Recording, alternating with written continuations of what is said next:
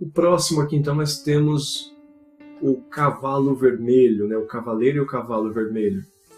Então, uma coisa que precisa ficar clara, da abertura dos selos, a sequência de tudo que é aberto vai fazer uma referência direta a Mateus 24, daquilo que Jesus enumera, e na sequência que ele diz, né?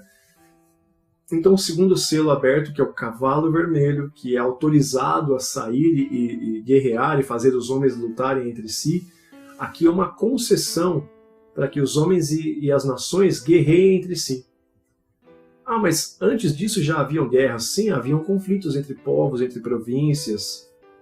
Em menor escala, é verdade, mas muito mais indica, né, o que pode significar que, na verdade, a partir desse momento, da abertura do segundo selo, né, que é a morte de Cristo e o empoderamento, né, o poder que é dado a ele sobre o conteúdo dos selos, qualquer conflito que viesse posteriormente fazia parte do propósito divino dentro do relógio de Deus para a segunda vinda de Cristo. Porque Jesus, quando ele vai contar em Mateus 24, Marcos 13 e Lucas 21, quando ele vai falar sobre a destruição do templo, a tribulação daqueles dias, a vinda dele, o fim do mundo, o fim de todas as coisas, ele enumera todas essas razões como sinais. Ele fala, vocês vão ouvir de guerra, rumor de guerra, vai haver terremoto, vai haver peste, vai haver fome.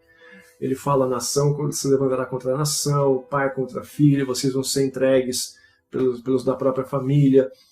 E o que ele fala? É mistério que tudo isso aconteça, mas ainda não é o fim.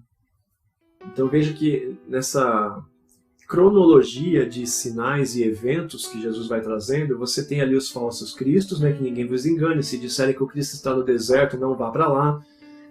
Ele vai falar, né, que aí seria o cavaleiro branco, do cavalo branco. Ele vai falar, ouvirão de guerras e rumores de guerras, nação contra nação, reino contra reino, que indica ser o cavalo vermelho. Então tudo isso pertence a Cristo, como ele havia antecipado que aconteceria. Eu vejo aqui uma concessão de tudo isso para o Cordeiro, quando ele abre os selos, mas uma testificação, como tudo que vem acontecendo no Apocalipse até agora, uma testificação de que tudo que Cristo disse que aconteceria vai acontecer e é comprovado aqui. Tá?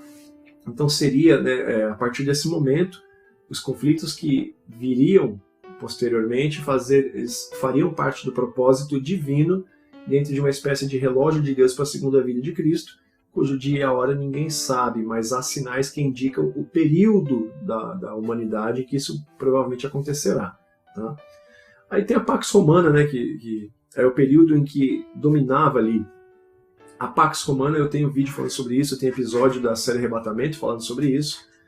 Ela não pode ser considerada esse período de guerras, tá? Porque ainda que pequenos grupos e províncias se levantassem contra Roma, nenhuma fazia frente ao Império durante esse período.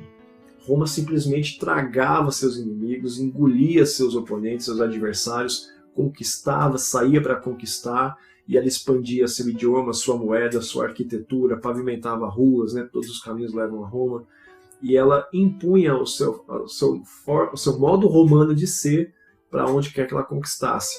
E essa é a razão pela qual o Império fica tão grande que depois ela não consegue administrar, e isso é o princípio da queda do Império Romano, como nós conhecemos a partir dos livros de história, né?